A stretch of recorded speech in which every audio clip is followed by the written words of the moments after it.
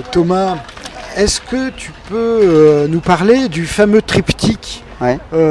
dans le cadre de la protection des troupeaux? Alors en France, il faut savoir qu'il y a une mise à disposition. On paye 20 à 30 millions chaque année qui coûtent aux contribuables 30 millions d'euros pour protéger les troupeaux, 5 millions pour les carcasses parce que des fois effectivement les loups attaquent aussi des moutons, 12 000, on en a parlé, mais effectivement ce qui fonctionne, il faut la complémentarité et le triptyque entre les clôtures électrifiées à 5 fils, mais c'est pas suffisant, plus des chiens, mais attention, des bons chiens de protection, pas que des patous, parfois des kangals et d'autres chiens beaucoup plus doux entre guillemets qui vont être peut-être moins agressifs à l'égard des touristes, mais ça fonctionne, mais ce qui est indispensable et essentiel, c'est que ça ne marche pas les deux sans le troisième élément, c'est l'éleveur qui est présent toute la journée et le soir relayé fait avec des aides-bergers qui vont être présents. Et moi je milite pour l'organisation de manière pérenne. Alors Opale par exemple ou en France, Pastoralo ou Vigie, Jura vont mettre en place, ou la FACEPS, des moyens qui vont être l'été, qui vont permettre d'aider les éleveurs le soir venu, mais moi je pense qu'il faut créer dans les aides et ici agricoles, c'est pour ça que j'ai soumis ça au ministre de l'Agriculture,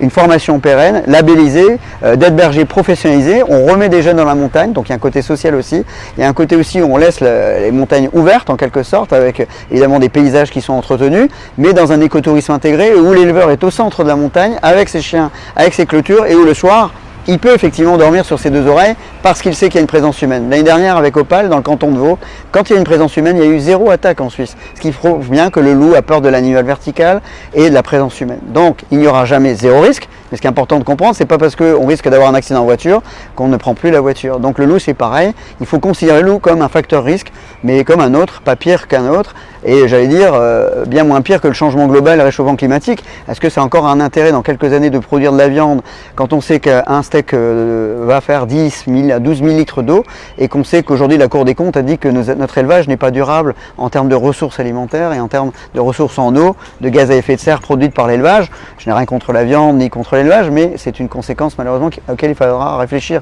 Le loup c'est la biodiversité, c'est un milieu, c'est un animal naturel.